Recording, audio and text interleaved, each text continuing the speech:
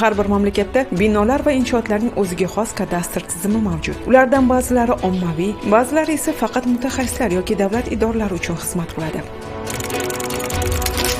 Yevropa ittifoqida yer, binolar va boshqa ko'chmas mulklar to'g'risidagi ma'lumotlarni o'z ichiga olgan yagona ko'chmas mulk kadastr tizimi mavjud.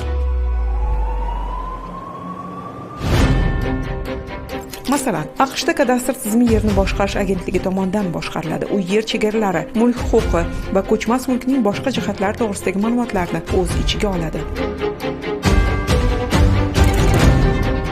Yaponiyada kadastr tizimi yer, infratuzilma, transport va turizm vazirligi tomonidan boshqariladi. U yer va binolar to'g'risidagi ma'lumotlarni jamlab, ko'chmas mulkni soliqqa tortish uchun ma'lumotlarni taqdim etadi.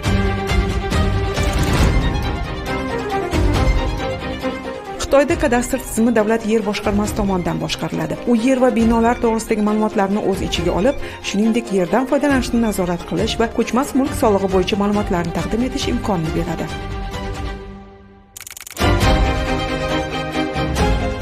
Rossiyada kadastr tizimi Federal kadastr palatasi tomonidan yuritiladi. U yer, binolar va boshqa ko'chmas mulk to'g'risidagi ma'lumotlarni va ko'chmas mulk solig'i tortish uchun ma'lumotlarni taqdim etadi.